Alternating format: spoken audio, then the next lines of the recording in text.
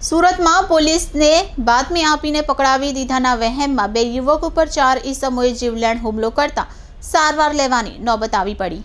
સુરતમાં રાજકુમાર બંગલોની આગળ જેક્શન ટેલરની ગલીમાં પીપળાના ઝાડ નીચે બેસેલા બે ઈસમોએ હુમલો કર્યો હતો। પોલીસને બાતમી આપીને પકડાવી દીધો હોવાનું કહીને તીક્ષ્ણ હથિયાર સાથે હુમલો કરવામાં આવ્યો હતો, જેથી ઈજાગ્રસ્તોને સારવાર અર્થે હોસ્પિટલ ખસેડવામાં આવ્યા હતા। બીજી તરફ સમગ્ર હુમલાની પોલીસે ફરિયાદ નોંધીને વધુ તપાસ હાથ ધરી છે। ફરિયાદ આપનાર સરફુદ્દીન ઉર્ફે હાજી લંગડા અઝીઝ શેખે કહ્યું કે હું અને અમારો ભાણેજ આસિફ ખાન બેસ્તાનથી ભાગળમાં કરિયાણાની દુકાનનો સામાન લેવા ગયા હતા, જે અમુક સામાન માટે થોડી રાહ જોવાની હોવાથી ઝાડ નીચે બેઠા હતા। તે દરમિયાન અજુબુમા ઉર્ફે કાલિયા અને નૈયા ઉર્ફે કાકા તથા અજાણ્યા આવીને તીક્ષ્ણ હથિયાર બતાવવાની સાથે પોલીસમાં કેમ બાતમી આપી તેમ કહીને હુમલો કર્યો હતો।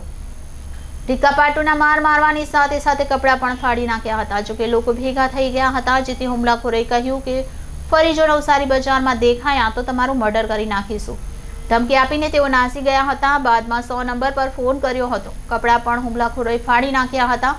અમે ડરના માહોલમાં જીવી રહ્યા છીએ, જેથી પોલીસ પાસે માત્ર એટલી જ માંગ છે કે અમને રક્ષણ આપવામાં આવે તથા હુમલાખોરો સામે આકરી કાર્યવાહી થાય તેવી સોહેલ ઓસિફ ખાને માંગ કરી હતી।